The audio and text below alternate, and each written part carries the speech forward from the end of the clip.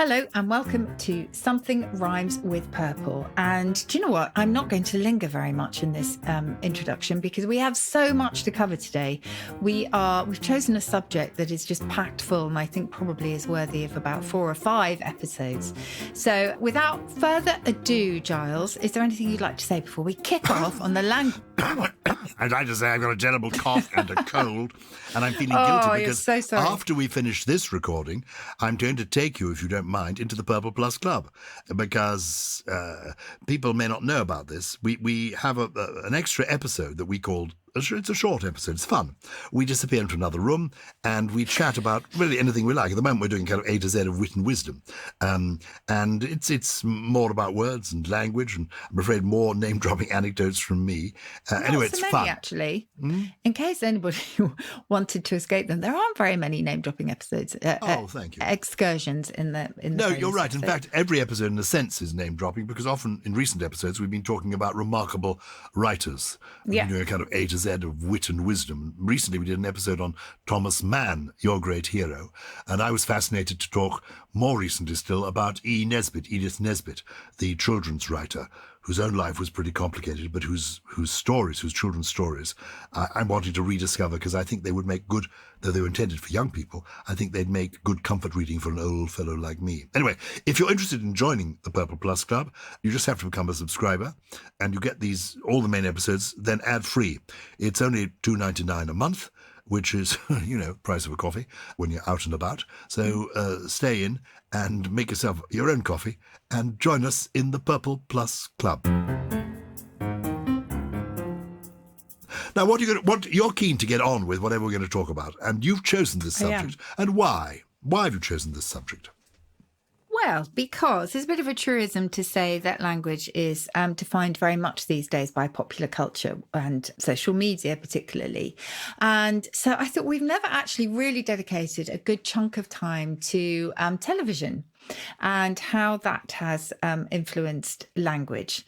And, particularly the programs that have really imprinted themselves upon English and whose mark remains pretty indelible, actually, even 30, 40, 50 years on. So I thought it might be a fun subject and also might shine a light on how language does evolve and how things that are close to us and things that we watch collectively can have such a big impact.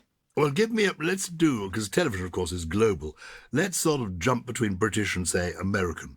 Can we begin with a British show that's introduced words into our language? Can you give me an example? Okay, well, if I was to say to you, lovely Jubbly, Gyles. Oh. So quintessentially British, isn't it? I would think of David Jason, Del Boy, in Only Fools and Horses. Yes. Would you think, though, of an advertising slogan for an orange drink that was sold in a pyramid-shaped paper carton? No. Is that where it comes from? Yeah, I think from the 40s and 50s, lovely Jubbly was an orange drink. And people do remember it. So I think it must have endured for quite a long time and been quite popular for a long time. But basically, John Sullivan, who wrote Only Fools and Horses, this incredible and incredibly successful British comedy series, he heard that advertising slogan or had remembered it and thought it would be a brilliant expression for Del Boy to use. And it has caught on and stayed with us ever since. Wonderful. Do you know Sir David Jason?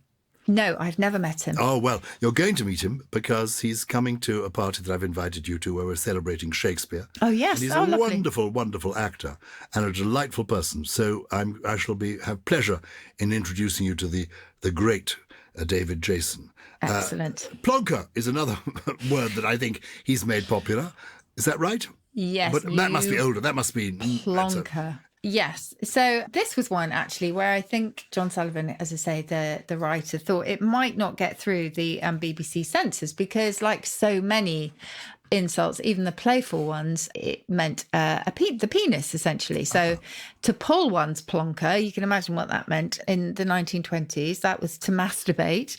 And then from there on, it kind of came to mean the same as pulling someone's leg, to deceive them in a sort of slightly playful way. But in the 50s, it became a byword for a sort of a fool, someone who was kind of inept or clumsy or whatever. And of course, that's how David Jason uses it. And what about kushti? Yes, kushti. Well, this, as you will, imagine, is from Romany. and ultimately goes back to a Hindi word meaning pleasure. So kushti simply means good, fine and dandy, and is first recorded in 1929. And of course, there's another person who says it, who's very much associated, or very much a sort of bit of a national treasure in Britain, and that's Jamie Oliver. Uses kushti all the time, who's a very celebrated cook. Let's cross the Atlantic now. When my children were younger, they were hooked on Friends. I mean, Yes. Only Fools and Horses is my kind of thing. Friends I came to simply because my daughters in particular just loved it. And you're telling me that introduced words and phrases into our language, that show? Well, definitely sort of catchphrases, things like friend zone. I don't think it actually created or coined friend zone, but it definitely pushed it into the language. That's, a situation which is platonic between two people, but one person of the two would like it to be romantic. And there's also a lobster, which is in an episode called the one with the prom video. And Phoebe refers to Rachel as being Ross's lobster because lobsters fall in love and mate for life. I'm not sure that's completely true, but still. Maybe that phrase, the one with, which they used in the sort of title of each episode, that I've seen that phrase used in other contexts. That's true too. And that might have been made popular like that. Forgive me, what were you saying? That's very true. And BFF, best friend forever, used by Phoebe. She didn't invent it, been around for a while, but that certainly was popularised.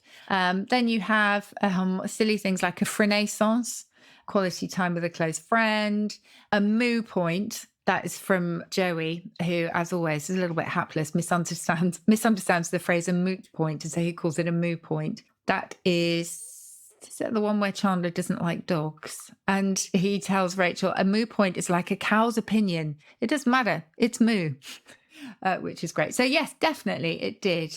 How you doing? Just lots of phrases that are either inextricably linked to Friends these days or which have just kind of, been filtered into the mainstream. There's a phrase that apparently gained currency from the 90s because it was used by Joey, played by Matt LeBlanc, of course, going commando. Yeah. Now, clearly, when I was young, going commando did not mean, which I think it means now, not wearing any underwear. Yes. When did this originate? I mean, when I was a child, going commando meant you were doing brave and dangerous things, probably in the desert, as a commando. But going commando now seems to mean... Well, it means going without your underpants. And it's in, I think, the episode, the one where no one's ready, is what it's called. And there's just all kind of shenanigans about getting dressed, and Chandler pinches Joey's underwear, so he has to go commando in a rented tuxedo, etc. So no, I'm pretty sure that it didn't originate there. As I say, it was more popularised, like many of the other things. So I'm just looking it up in the Oxford English Dictionary. 1974, University of North Carolina at Chapel Hill. It was slang there in 1974, and it says the origin of this use is obscure. The allusion appears to be to the commando's reputation for action, toughness, or resourcefulness, rather than to any specific practice. So they haven't gone out on a limb and said, yeah, they frequently go without their underwear. And tell me about this confusion between unagi as a type of sushi, especially a roll with freshwater eel inside it, and Ross's interpretation of the word unagi. Yes, Ross uses it for being entirely conscious and aware of everything around you. And only if you have unagi can you be ready for any danger that might befall you. So you are constantly on the lookout.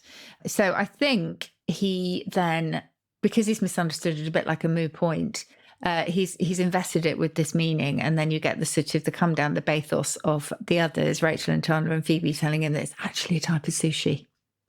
Very good. Yeah. You were brought up maybe on The Simpsons. I was brought up much earlier on things like Popeye. That was I loved Popeye the Sailor Man. I loved those, and I loved a cartoon. I love Popeye. Do you remember somebody called Mr. Magoo? He was a cartoon character who couldn't see very well. Mr. Magoo. I do. Mr. Magoo. Was he in Popeye? No, he wasn't. No. I'm just thinking of the American cartoons of my childhood. Yeah. My children were into The Simpsons, which still goes on. I don't know when it began. And then I think dough, for example, that's a Homer Simpson expression, isn't it? That really has come into the language. Yes. Was that invented by the writers of The Simpsons? So that was around from the 1940s, actually. So frustration that things have turned out not quite as you planned, but hugely popularised. And also meh. Yeah. You know, indifference, lack of enthusiasm. Again, that did come before The Simpsons, but was greatly pushed forward by them, which is brilliant. And of course, they did have that brilliant episode where they talk about the word embiggens. Do you remember this episode? No. Okay, so to embiggens is essentially an invented word, or so we think, in The Simpsons, where Jebediah Springfield says, "A noble spirit embiggens the smallest man." And then a member of the audience, Mrs. Crabapple, says, "Embiggens? I've never heard that word before I moved to Springfield." And she is then told, "Embiggens is a perfectly cromulent word." It's brilliant. And embiggens actually was in the dictionary from 1884 to make bigger or greater. And do you remember when Donald Trump supposedly called Bigley, and everybody, including I, scoffed and said, "Bigley, what are you doing?" Actually, if he did use that, some people think he said big league. If he did say big league, I'm afraid that was already in the OED, so we can't scoff too much. Don't underestimate him. No. You use the word there, cromulent. Now, Yes. is that an old word, or what does it mean? That is entirely from The Simpsons to me. Wow, they invented that word. Or adequate, they absolutely did. Wow. It's a perfectly cromulent word, says Miss Hoover. And what does that mean? Is there now a definition for cromulent? Yeah, acceptable, adequate, satisfactory. Do you watch Seinfeld? I never watched Seinfeld, but much like Buffy the Vampire Slayer, again, it was hugely influential, I think, upon the language. Did you watch it? Buffy the Vampire Slayer, I certainly did. But Seinfeld I've occasionally seen on aeroplane journeys, and I love it. Yes. I love it because the absurd situations, the gags. I mean, it's fantastic, and also it's clever. I don't watch it in the UK because my wife has reservations about some of these American shows that she thinks involve embarrassment and tension, and she can't take it. But is it a show that's given us words and language? Well, I thought possibly the most famous is Yada Yada Yada. I'm familiar with that. As in on and on and on and on, and so on, blah, blah, blah. And to yada, yada, yada is to kind of skip over the facts, really, and gloss over the important details of an anecdote. And I also remember it because it popularised, I think it gave us, but it popularised the word re-gift or re-gifting, which is to receive a present and then give it away later to someone else, which I think is pretty much what a lot of people do every Christmas as a way of, it's freeganism, isn't it? Re-gifting is totally acceptable. As long as you make a list and to know exactly who gave you what, so you don't then re-gift to the person who gave you the gift in the first place, which is always a danger. I mean, people very generously, give me bottles of wine, not perhaps knowing I don't drink, and I'm regularly re-gifting them. So I go to somebody else's party and I say, I'm re-gifting this. And it seems that people don't regard that, just as people don't any longer sell thank you letters.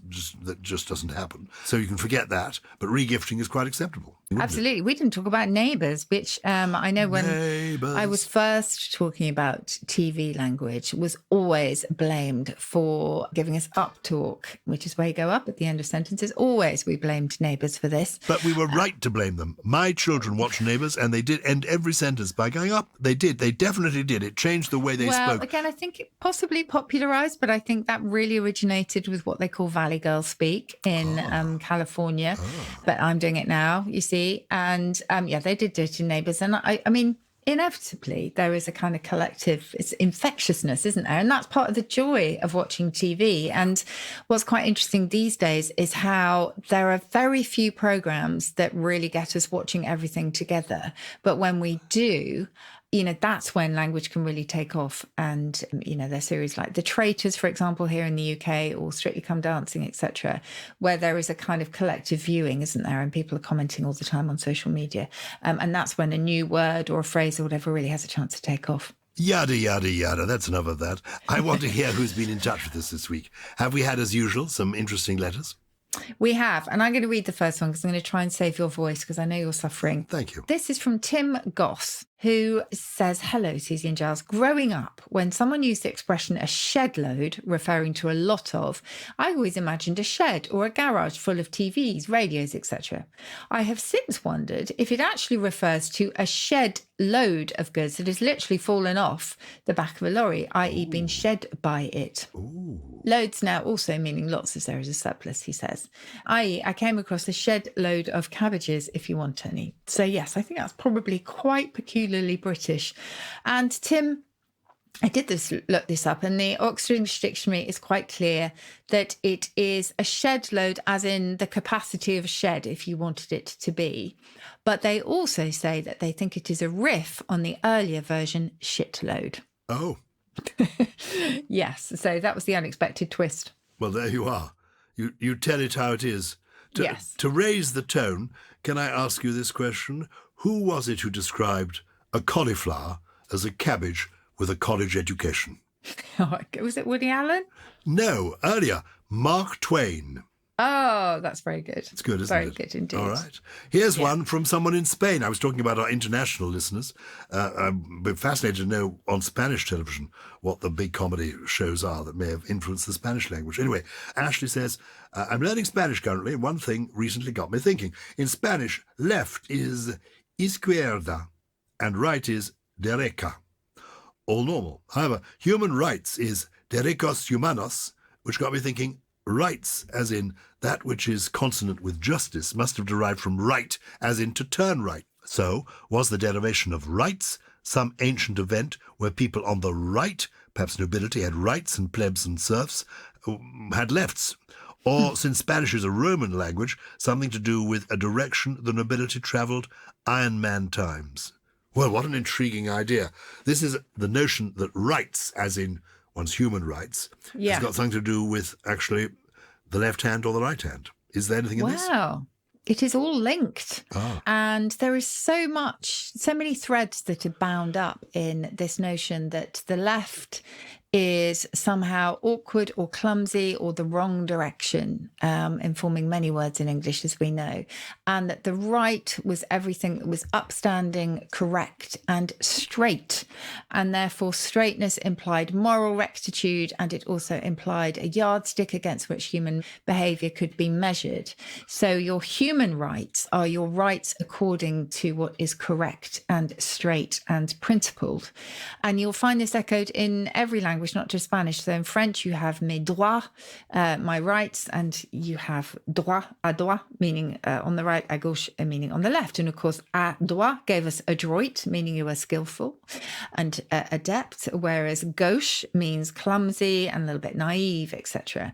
And you can see that played out throughout, certainly European languages. And, you know, as we often say, that the Latin sinister meant left, and then came to mean things that were both unlucky, getting out of bed, getting out of the wrong side of the bed, setting off on the wrong foot, all the adjectives that we have for left-handedness that are to do with being clumsy, or cack-handed. The cack means left. Awkward, awk is from a Viking word meaning the wrong way round, and that was probably the left as well. So you can see how this fundamental belief that the right of us was correct and strong and principled, and the left of us was anything but, it's just permeated so many beliefs and so much vocabulary. It's quite extraordinary. Excellent. Well, there, a touch of, from Spain. Good question asked and very full answer given. Thank you, Ashley. Well done, you. Incidentally, Susie, do you know what Spanish people call white coffee? No. Café au lait. Really? No, au lait, café au lait. Oh my for goodness. goodness sake, woman, so put yourself gullible. together. You should have said café au lait. I should have done. I should have Yes. done that. Yes, Yes. you're quite right. My But I am apologies. extremely Now, gullible. raise the tone from my children's joke to your quality grown-up trio of interesting words. Well, I will forgive you because you have got a bit of a cough, but you got a bit crumpsy there, Gyles, Oh, when I what's that failed mean? to meet your joke. It means cranky and irritable. Oh, sorry. From old dialect, crumpsy. Crumpsy. Is that one of your words? Yes, I like it. Well, you like it again. I'm going to say yada, yada, yada. Crumpsy. Goodness. Crumpsy. Now, you are not one of these. This is my second word, and I think a lot of purple people will recognise that. Braggadocio. And a braggadocio is simply an idle or empty boaster, somebody who's full of words and not much else, all mouth and no trousers. And I think this goes back a long way. I have a feeling that in one of Shakespeare's plays, there's a character who's referred to as being a braggadocio. Is that possible? Could it go back that far? I think absolutely. I think even possibly 16th century, 1594, Very good. a swaggerer. Doesn't give a Shakespearean quotation here, but I'm sure there were lots of them. Thomas Carlyle, but yeah, many of them. But it just sounds good, and it almost explains what it means by that sound. And my third word is, there's a lot of it about apostatize.